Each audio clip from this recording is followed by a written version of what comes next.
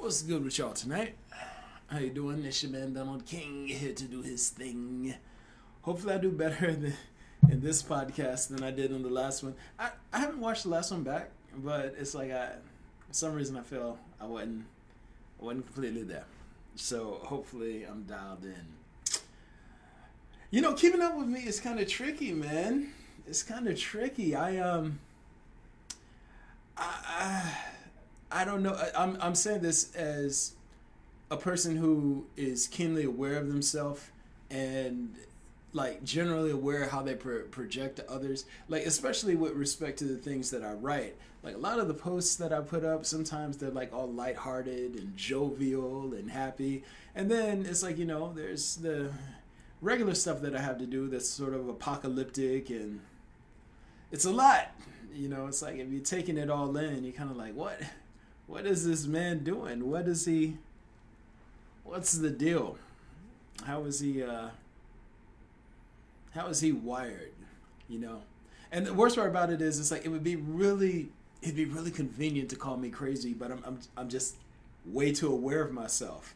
Like I break the fourth wall in discourse all the time, demonstrating that I can observe myself from outside of my own experience, thereby negating the notion that I'm mentally unstable. So, yeah, it's a lot to keep up with, man. It's like just going through the motions. You kind of like, man, is he a happy person or is he bitter and waiting for the world to end? Anyway, I hope y'all are doing good out there. I'm still here in Indiana, kicking it, spending the week with my little boy. That kid means everything to me, man.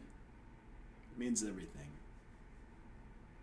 It's really funny. I want to talk about the subject tonight, and that's celebrating people's successes and celebrating people's worldly successes. It's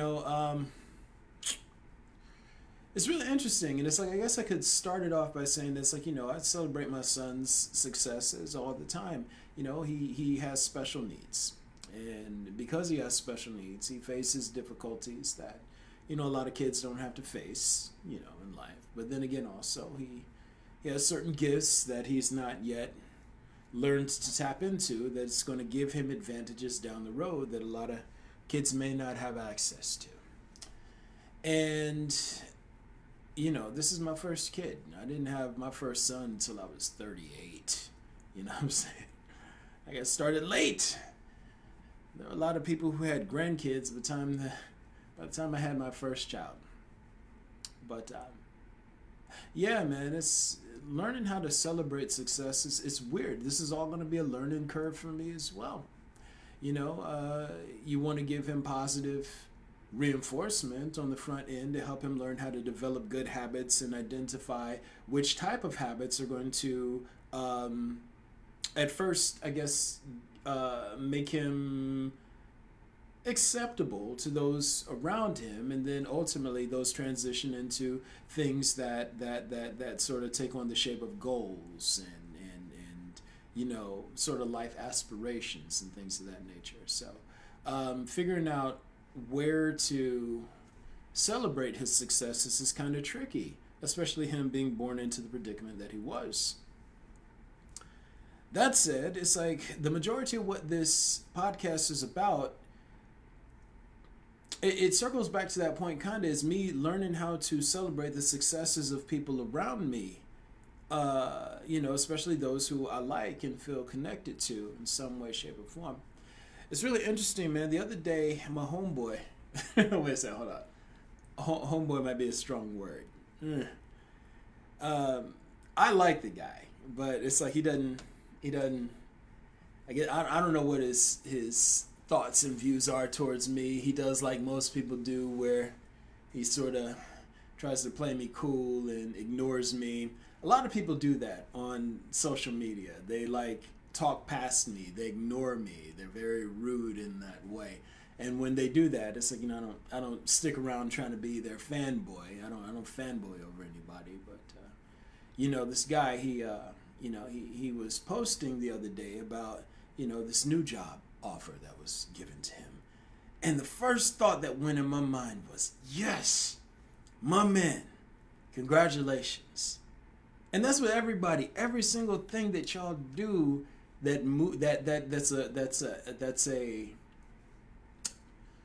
that's basically the product of effort. Everything that's technically an accomplishment that required you to sacrifice and to build in order to get to that point, to get to the point where you're able to receive whatever the world is offering to you in the moment. I'm here to celebrate your successes, but only if they're making you a better person. I celebrate your successes if the road to success made you become a better person. Do you understand what I'm saying? And hopefully I'm saying that well enough to you, right? You see, it's like success in most people's hands, it turns them into dogged assholes. Okay? Like, and let me see, I'm getting some lag here, so yeah, we're gonna see. The connection here is not really great. But the point of it is, if the path to success helped shape you into a better person, I am grateful. I'm happy for your success. If you built something from the ground up, and you through the process of building something from the ground up, you got your bumps and your bruises and your scars, and it helped shape you into a better person, a more patient person, a more humble person, then I am all for it. But if success in any respect turns you into an asshole, it makes it and it sort of exacerbates your narcissism. It's hard for me to celebrate it because, again, narcissism, that's trauma. I can't celebrate your trauma with you. I won't celebrate your trauma with you. You know what I'm saying? And this doesn't have anything to do with my guy, but it was really interesting because it's like I wanted to go ahead and give a massive congratulations and heart and all this other stuff like that. But then again, our interaction has been real sketchy through the years where it's always been me being all gracious and hospitable and brotherly, hey, and I don't get any of that energy back. If I'm not getting that energy back, then it's I'm not trying to push the boundary there. If you set up a boundary and you're no, this is where I'm going to keep you at arm's length, then it's I'm not pushing forward for a hug. I'm hey man, you do you. You know what I'm saying? I mean, we given what I am, we gonna politic and parlay at a certain point anyway. But the point of it is it's celebrating social success. I want to celebrate your successes with you. The only time I can't celebrate your successes with you is when they're working to your detriment. I can't celebrate your successes with you when they work to your detriment. I want you to keep in mind that I am a thing. This is not a joke. This isn't some fantasy. I'm not pulling your leg. I'm not pulling your chain. I'm a thing. At the end of the day, the thing that I am, it is pitted against corruption.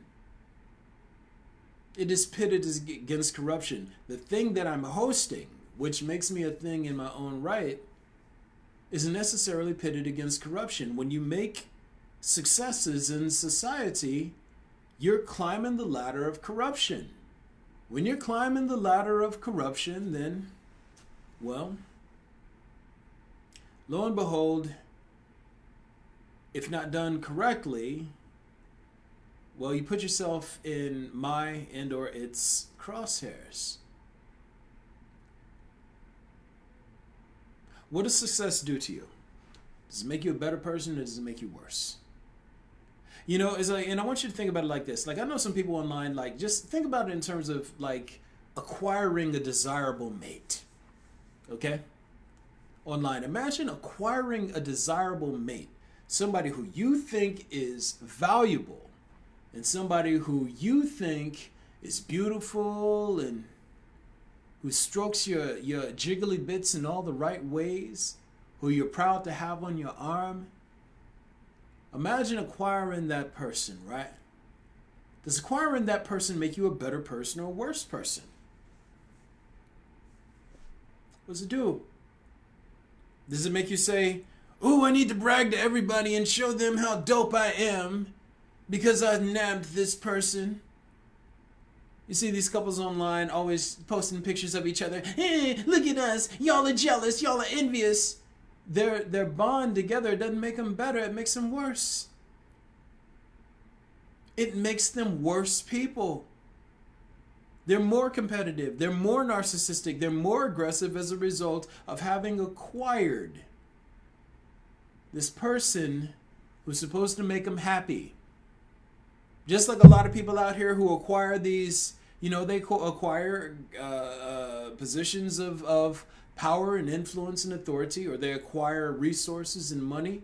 It doesn't make them better. It makes them worse. It makes them more narcissistic. It makes them more competitive. It makes them more aggressive. It makes them draw deeper and deeper into the inner story, which necessarily divorces them further and further from reality.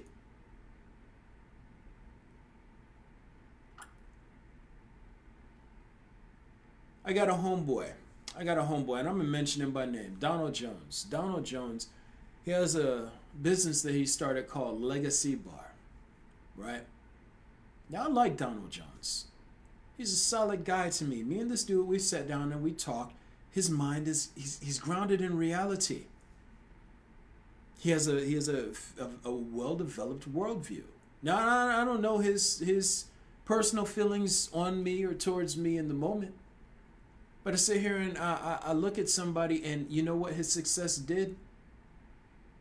He's smarter. He's more generous. He's more compassionate. He seems like a better person as a result of all it took to get him to where he's at right now. I celebrate his success with him, and it's like I'm happy to try and steer business in his direction, because his success doesn't, so far as I can tell, doesn't seem to be making him a worse person. It's not blowing his head up.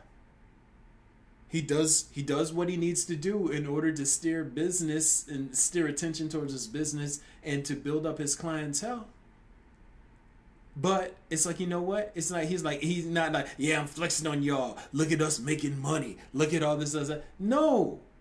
He's not doing all these things that sort of that you see narcissistic people do whenever they get a taste of success.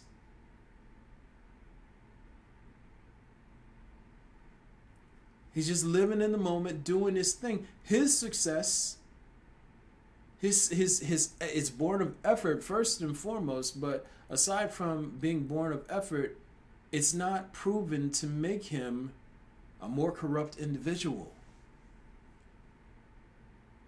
It's easy to celebrate success like that. When you get attention for all the right reasons, because you put in the work and you took the risks and you learned, and you got your hands dirty building it up, you know what I'm saying? Yeah, like when somebody does it that way, I'm sitting here and I'm in the corner like, ugh! Anytime I see anybody on my team, like just anybody who I consider people, anytime I see them winning, getting ahead in any way, shape, or form, I am there like, ugh! I love to see people winning. I love to see people advancing. And more than winning, I love to see people advancing. I love to see people glowing up. I love it. It makes me happy. It makes me genuinely happy inside. Anybody who's coming across, anybody who's winning, I'm there. Even if you're not in my corner like that. As long as you glowing up, it's making me happy. But when, this happiness, when your happiness has to come at the expense of someone else's misery, when you can't just experience happiness without having to rub people's face in it so that you can feel better about yourself, then when you gotta make other people feel bad in order for you to feel good, then we run into problems.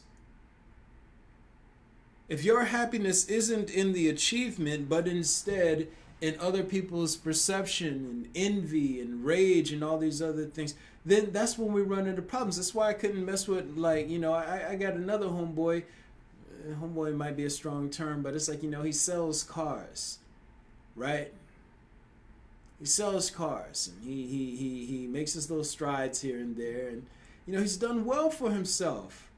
But see, the thing about it is, his success was never the reason for his happiness. He wasn't happy unless he was making somebody else feel bad for not being on his level.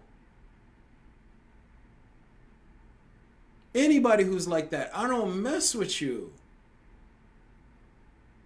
That's some parasitic shit. That's some corrupt shit.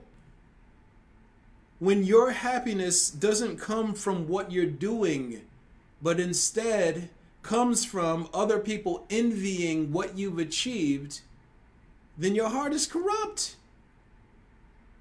I can't fuck with you then. I can't celebrate with you then, because you're celebrating for the wrong reasons. If you need to be the center of envy, the center of attention and things of that nature, then you're achieving for the wrong reasons. It goes to the slave mind. Slave mind. A slave thinks comparatively. A slave doesn't understand. The slave can't tell the difference between looking important and being free. A slave can't tell the difference between being better than the next man and actually having the freedom to live on his own terms, because everything is seen through a lens of competition and aggression. That's what the crabs in the barrel mentality represents. It's seeing through the parasitic mind, seeing through the slave mind. Competition, aggression, and narcissism. I want to be happy for what you've done, not happy for how you feel about what you've done as compared to other people. I'm not going to celebrate your vanity with you. Fuck that. I'm going to celebrate your achievement. My brother Ash, love Ash. He has he's been working hard all these years. He's done some really kind things for me. Speaking of which, I got some stuff coming to you, some freebie stuff once I get back to the city. But just a good dude. Just a good dude. He works hard. He takes risks. He builds, he's generous. And you don't ever see him trying to flaunt and throw it in anybody else's face. Any success that he has, you don't see him trying to flaunt it and throw it in anybody's face. The achievement of what he does is the payment, not how it makes him look to other people. If your idea of happiness derives from making other people feel bad because you're ahead of them in life, that's some slave thinking shit, and I don't fuck with it. It makes me feel bad for you. It makes me pity you. And you can't celebrate something that you pity people for. You can't.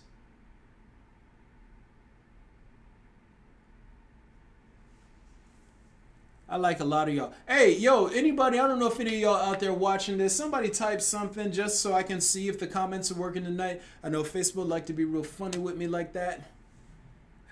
Again, which is it's a bad move, whoever's involved in that. That is very bad. Like, Jesus Christ. But We'll see. We'll see how this goes. Man, this is one of the worst parts about being what I am. I hate understanding that humans learn through example. And I'm not in a situation to make an example of people who do stupid shit behind the scenes trying to win some ideological contest playing out in their heads. Like, if you could see an example of what happens to people who fuck with me or fuck with this thing that I'm hosting, nobody would ever under any circumstance do anything to be prohibitive in any way, shape, or form. I promise you. I think a lot of this is unfair. But yeah, very good. Okay, y'all are coming in. Yeah, cool. It's like I'll finish that point or some other thing. But I see some people coming in. Sister Denise, El Denise, you're such a beautiful woman. You know you're fine. Anyway, let me see. Slave thinking is what I gathered. Yeah, absolutely. And Brother Absurd comes in. It's interesting how seeing the effects on success move you towards respect or pity. It's level of understanding I'd like to achieve. I think that you're already there, Brother Absurd. But it's like it does, because it's like, honestly, what does success do in your hands? Does it make me respect you or does it make me pity you? I see people who are out here building every day, and as long as they are moving towards a goal, anybody, I don't care if you're in the gym and you exercising, and let's say you're a plus size person and you lost 5 pounds, guess who's right there in your court being like, you did that shit, motherfucker, yeah. Guess who's there, like, applauding you and rooting for you the whole time? Me. Any success you make, I'm on your team. I'm on your side. But now imagine you're a plus size person and you go into the gym and you lose 5 pounds and you come out and you're like, yeah, I'm stunting on these bitches. Yeah, everybody jealous of me because they see how fine I am. And all these other things. Then I'm not celebrating you anymore. Then I'm not celebrating you anymore. Then I'm pitying you. I'm like, damn, you're that damaged? You're that hurt? You need validation that bad? It's not even that big of an accomplishment, yet you need to feel power over people so much that this modicum of authority you've gained in the way of social acceptance has turned you into a raging asshole. That makes me pity you. And I can't celebrate my pity for you. I can't. That's that slave mentality. Look, if I'm trying to, let's say I'm trying to run a marathon. I'm trying to run a marathon and I'm trying to do it under, I don't know, 3 hours, right? That's going to be a lot of training. It's going to be a lot of motherfucking training. But it's like, if I'm running that marathon and I make it under 3 hours, or even if I make it within 4 hours, let's say that, the accomplishment in itself is a gift. Now, if I throw competition in the mix, and I'm kind of like, hey, I need to beat this person. I need to make sure that that I'm better than them and that I beat their time. Then I'll start pitying you. Because your mark isn't personal excellence. Your mark isn't seeing what you can do or how far you can go. Your mark is the next man and feeling superior to the next man. And if feeling superior to the next man is your motivation in life, then my question automatically becomes, who hurt you? Who broke you? Who made you so incomplete? Who fractured your psyche in such a way that the only way you know how to make sense of the world is by trying to feel superior to somebody else.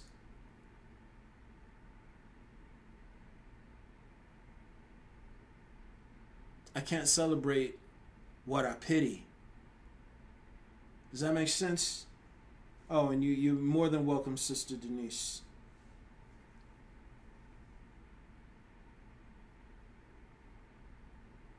How am I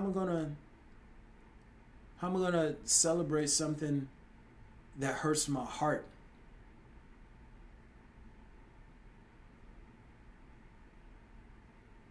I want to celebrate you. I want to celebrate you. I want to see you win. And not win against anybody else. I want to see you win against the odds. I want to see you take that shit to the ceiling. I want to see you be amazing. You don't have to prove your value to anybody. You don't have to be better than anybody, because I want to see your value. I want to see your value. I want to see your potential. I want to see you achieve. I want to see you be great. And none of those things that I want for you, none of those things that I hope for you are even remotely possible if the only thing that you can do in any given time is try to prove how much you matter. When you focus on your identity, when you focus on trying to get people to see your inner story and all the things that you feel make you valuable as a person, when you focus on trying to get people to validate your inner story, to trying to get people to validate you, as opposed to actually achieving real things that are worthy of being celebrated, then I have to fucking pity you. And let me put it in context like this. Like, imagine it like this. Imagine a mediocre white girl and a beautiful black girl going to a school together, right? Or a beautiful girl of color. And then you have let's say not even call it a mediocre white girl. Let's just call it a pretty white girl, and a stunning woman of color going to a high school. Sit down here, and this white girl could be pretty. She could be the most amazing thing to hundreds of guys going to that high school. Stunning.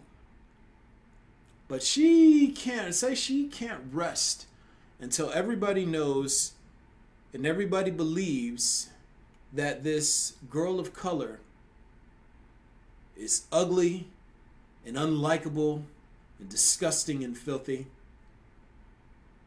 How can you celebrate this pretty white girl when the only thing you do is see all of her insecurity lashing out against someone else? How? At a certain point, some people, she may sway some people. They'll be like, hey, no, they're right. That dark-skinned girl, she's a mud baby.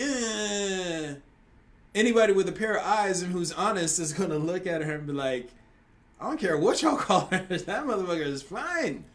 She's delicious. I want to taste. After a while, people are going to look at this pretty girl trying to tear down this gorgeous girl, and they're going to start to see insecurity.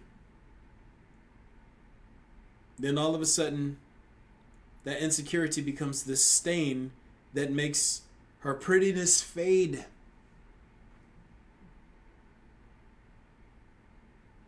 After a while, you start to pity her. After a while, you start to pity her.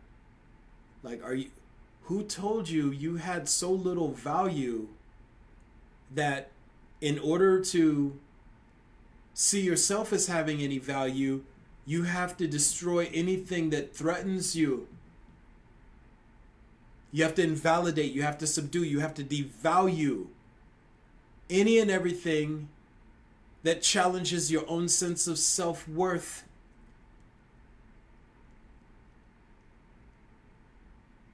You start to pity it. You start to pity it. You pity the behavior, and you pity the person, which brings us full circle. Celebrating social success, celebrating people's worldly success, it's tricky. I want to celebrate everything that you do. If you meet somebody who just rocks your fucking world, guess who wants to be there like, my dog?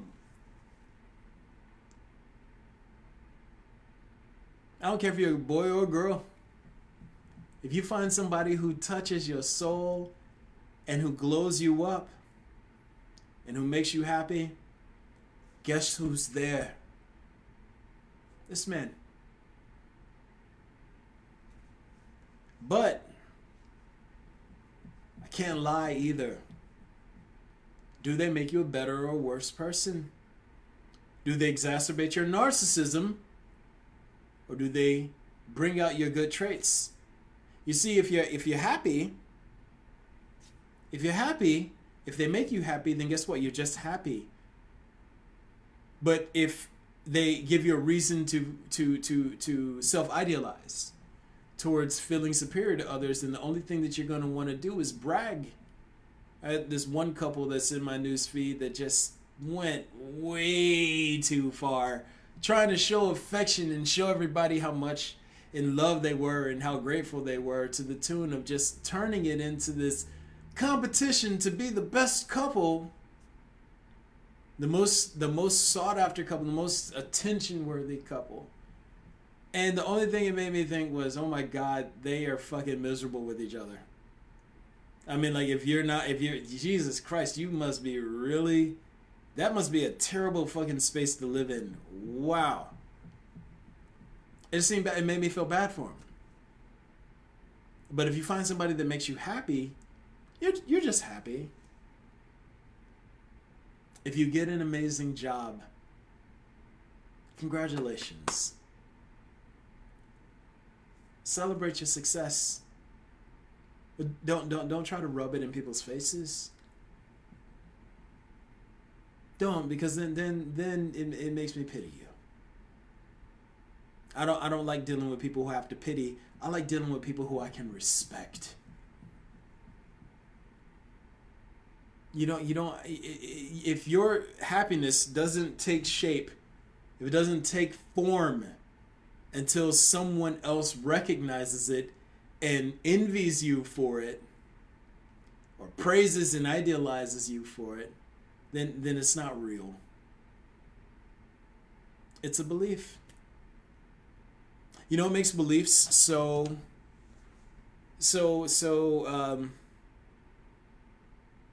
what makes beliefs so ridiculous, I guess that's probably the best word that I can find, is the fact that it's like they lose their power if they don't have support systems. Beliefs lose their power if they don't have support systems. And if your happiness is based in belief, why, it loses its power if it doesn't have a support system, right?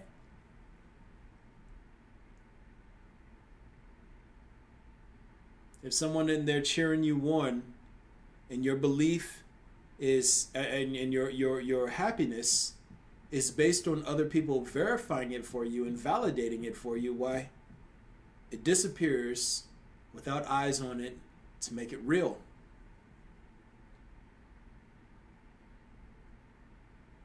Social media is bad about that. It makes people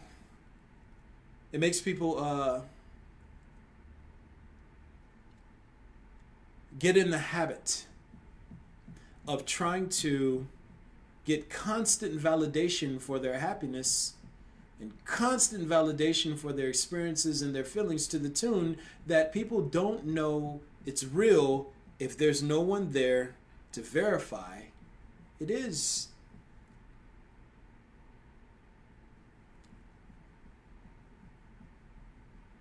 Yeah, it makes you sad. It makes you sad for people. I don't like feeling sad for people. I want to respect you. In any type of relationship you have with people, you either pity them or you respect them, but you can't do both. And this, you can play this math out in your head. I guarantee you the framing is true. So, let me see. When you're in love with someone, when you first fall in love with someone, you respect the shit out of them until dominant and submissive roles are established. Whoever's in the dominant role, they tend to pity the person who's in the submissive role. And then all of a sudden, they lose respect for the person who's in the submissive role, and the person who's in the submissive role never loses respect for the person who's in the dominant role, which is how abusive relationships happen. But you can even take that frame to familial bonds, like a parent and child. The parent sees the child as being something to pity, something that needs looking after, something that needs to be cared for. That is, until the kid loses respect for the parent. When they begin to pity the parent, like if a kid watches their parent get beat up or their parent fail, and all of a sudden they develop pity for the parent, then all of a sudden they can't love them in the same way. They start taking care of the parent and thinking of ways to take care of the parent, as opposed to seeing the parent as someone who can protect them. Respect or pity, one of the two is what you get. I prefer to deal with people who I can respect. Only person I want to pity, for the time being, is my son. Period. Everybody else I want to respect. And if your inner story is so fragile that you need to make other people suffer in order for you to feel accomplished and valuable, well, I pity you from the gate. I feel bad for you.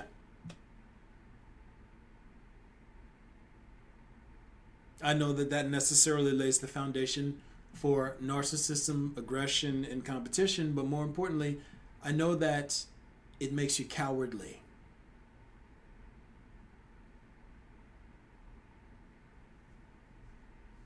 Yeah.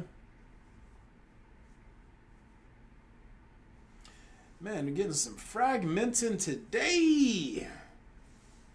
So, yeah. It's interesting. I'm wondering why. I tethered to the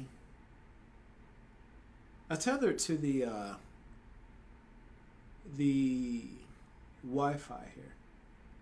Huh. Bad location. Long story short, you know what it is. I mean, shit, I'm glad that y'all tuned in. But when it comes to celebrating your worldly successes, I always want to be in your corner. And again, hopefully the things are not making you more corrupt. The more corrupt you become is the more like narcissistic and divorced from reality you become. And because I'm a thing, that necessarily puts you and me at odds.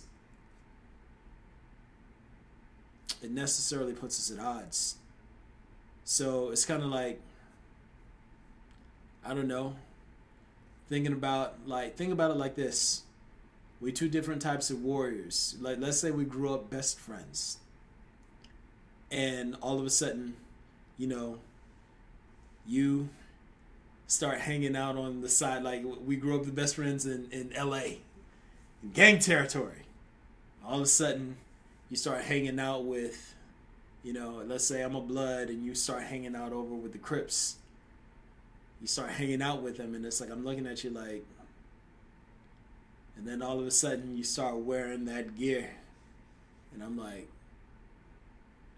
and then all of a sudden it's like you strapped up and you rolling around with them and you firing off on people. And then I'm like,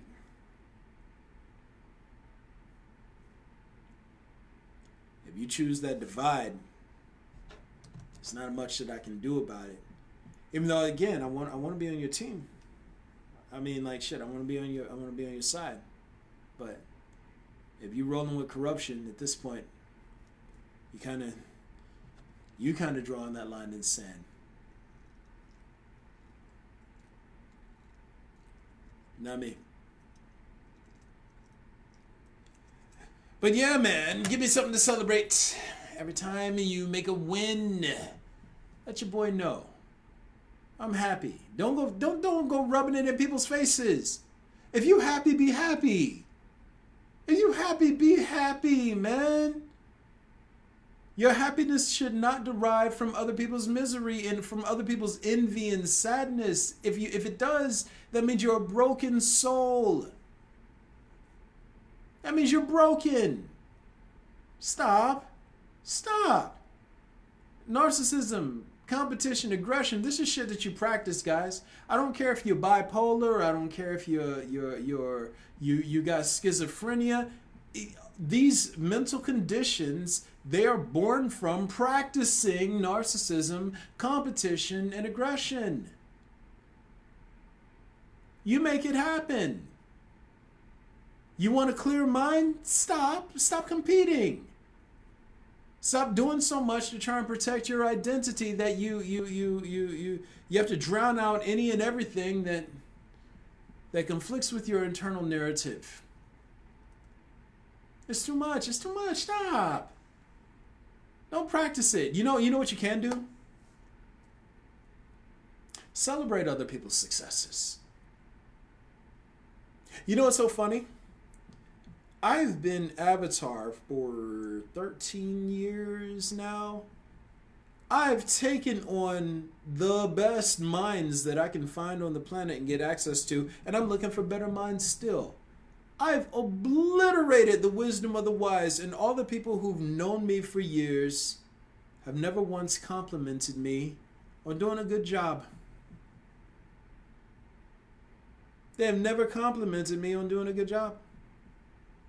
They never complimented me for being intelligent. They never complimented me for doing things that they can't do.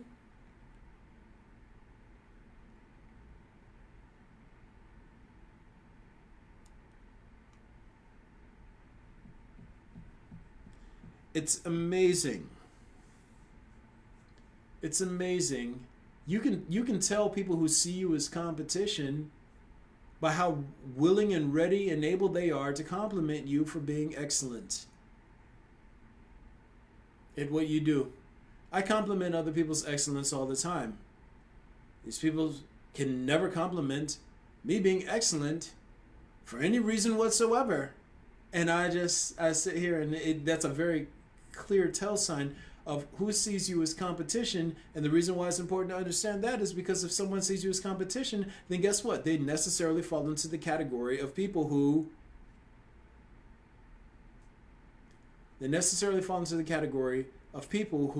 need to see others be inferior to them in order for them to experience any sort of happiness at their own success.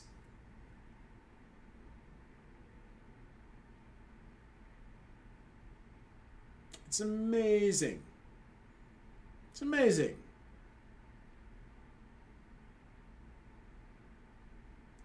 Anywho, I still got anybody out there? Any of y'all still out there hanging with your boy? With your boy.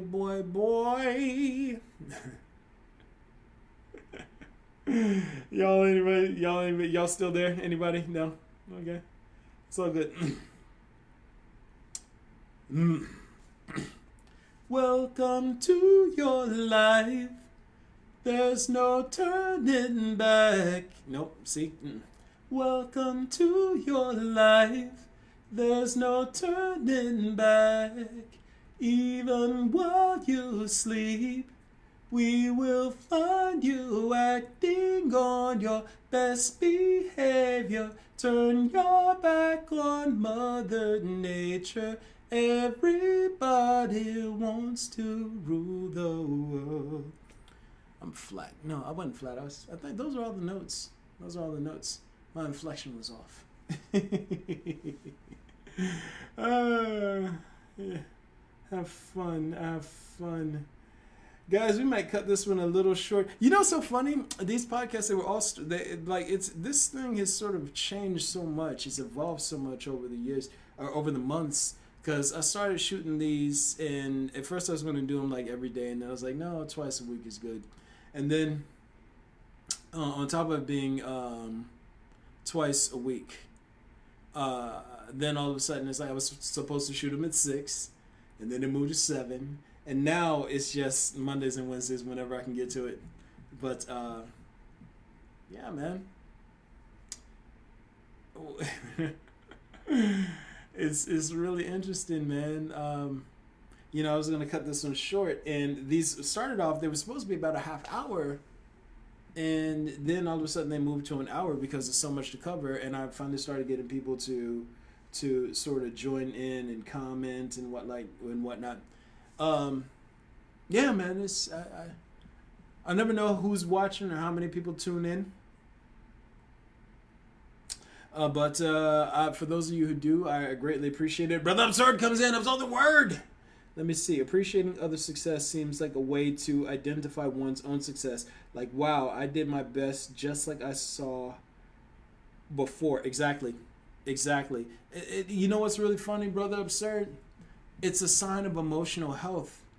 Like, when you can be happy for other people doing well, it's a sign of your own emotional health and maturity.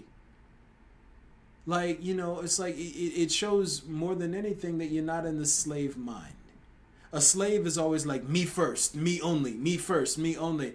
You know, one of the things that they do to the black community is they keep us in the slave mind by keeping us in a sort of a constant state of competition.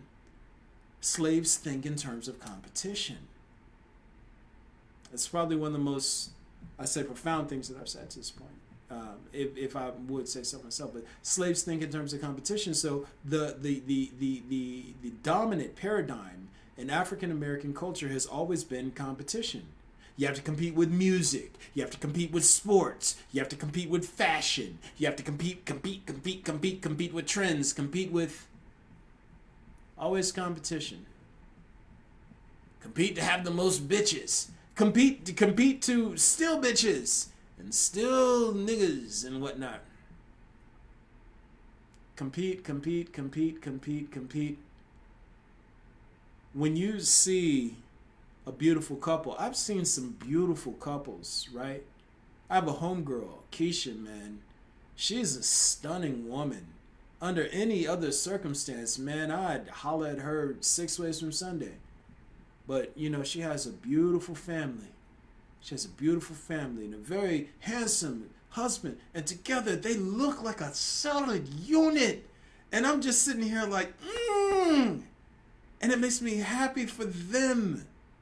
It makes me happy that so much so that it's like, regardless of how beautiful this woman is, I could never have eyes for her because most of what makes her stunning is her being part of that package. It's not something that I want to interrupt. What is it? Was it Osho who was like, man, if you love a flower, just leave it where it is. You don't have to pick it. Leave it where it is. And that's it. When you see somebody when you see another person's success, it's a sign that, and you're happy for it, and you can congratulate them for it. It's a sign that you're not narcissistic. And you're like, yo, man, I want you to have that. If somebody does something better than I do, you know what I'm saying? And it's not something that I can learn or surpass them in. And it's like, I'm like, yo, you did that. When I look at like Corey Henry play piano or play organ, and I know that it's like I could never get that eye-hand coordination. I will never have that ability for thinking in terms of human musical structures and arrangements and chords and things of that nature. I look at this man and people like him and Ben Folds and Jacob Collier and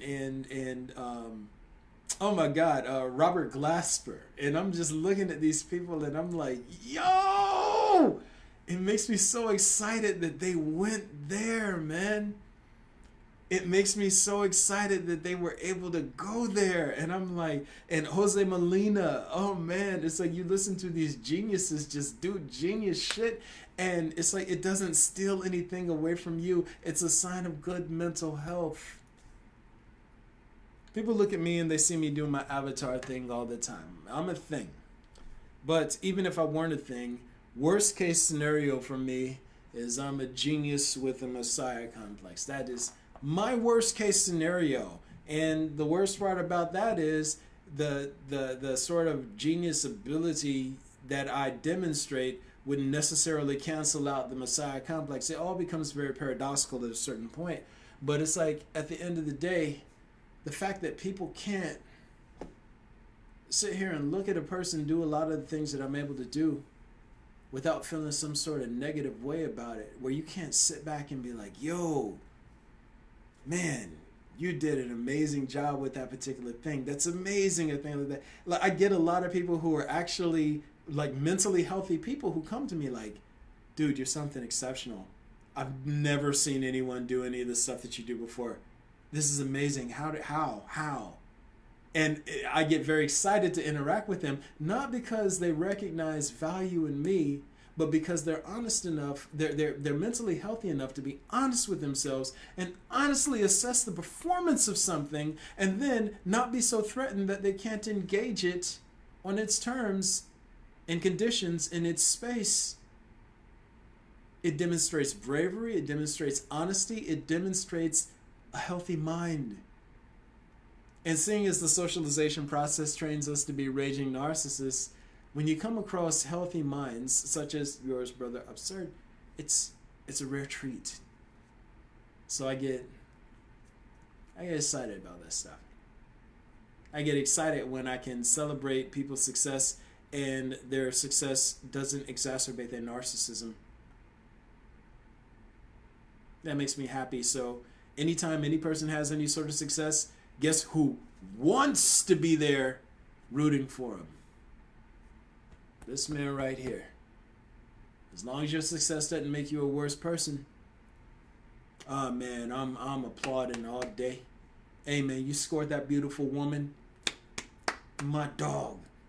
Hey, you got that dude who's balling out and y'all about to live the luxury life together that you always dreamed for, and you did it without like sort of thinking parasitically. It just happened.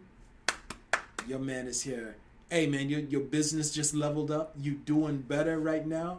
Hey, you know what? You want to you want to talk about the struggles that you went through in order to become the entrepreneur that you are right now? Absolutely. Guess who's here rooting for you? This dude. Hey, you got a new job. Congratulations. My dog. Male, female, doesn't matter. It doesn't matter. But people hating on me because it's like I'm out here flexing. And look how good I'm doing now. Y'all jealous? Check out what I'm doing. Look at me. Then I'm sitting here like I can't celebrate your self-loathing with you. I'm sorry. I just can't. I can't celebrate your brokenness with you. I can't. I want to. And if you can get the narcissism out of the equation, then fuck yeah, hey, we rolling strange. But if you can't get that narcissism out the equation, then I gotta fall back. Like, I'm loving you from the sidelines. I'm happy that you're doing better. But if your happiness has to come at the expense of other people's misery, I can't fuck with you like that. I just can't. Hopefully I said that well enough. So, guys, tonight was fun. It's like, I didn't want to do too much of the Armageddon shit. It gets so tiring sometimes. I don't think y'all realize, man. There's like a lot of days. It's like it can get a little tiring, man. I don't always want to be on the hype shit. I don't always want to be on the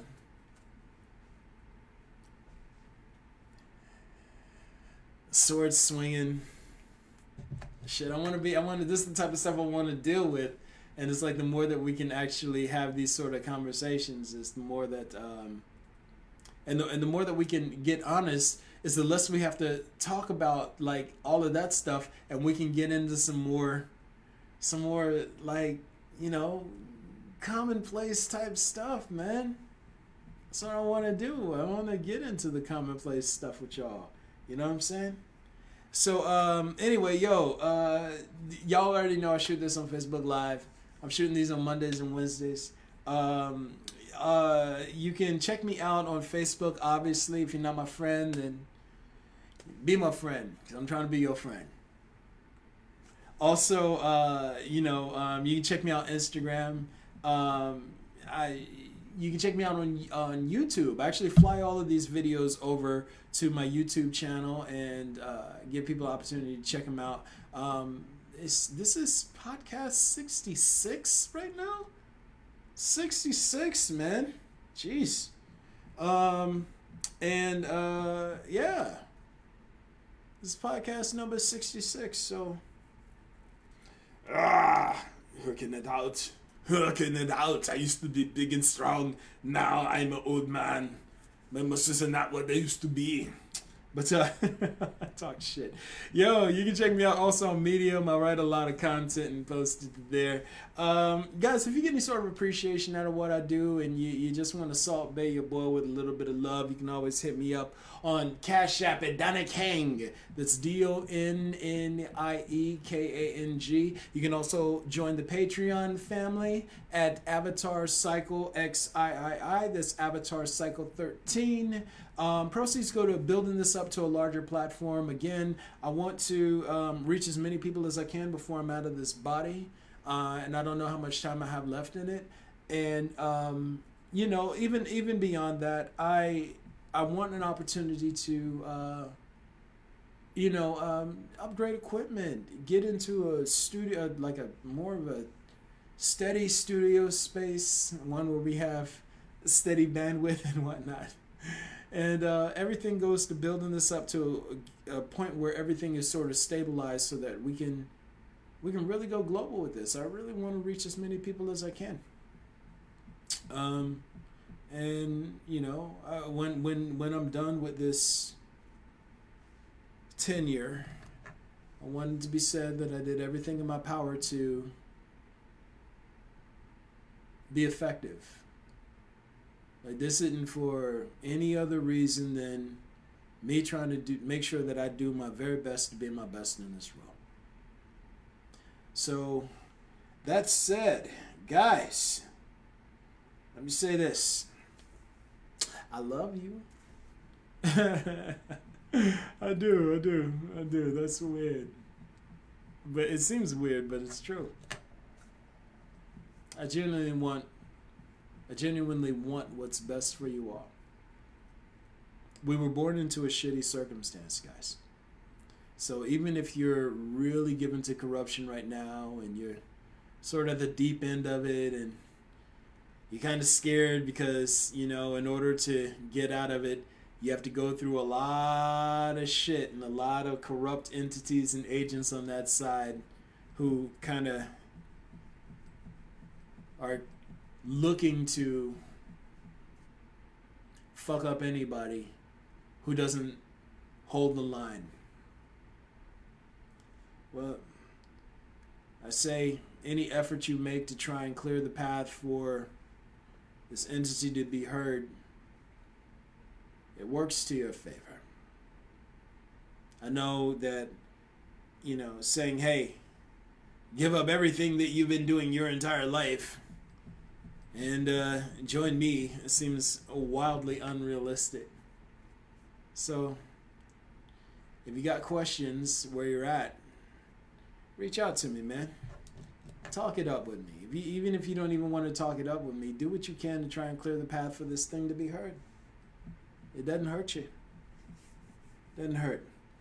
Guys, we are at 59 minutes, 50 seconds. I'm going to go ahead and sign out now. It's your man, Donald King. I'm out. Y'all have a wonderful night, all right?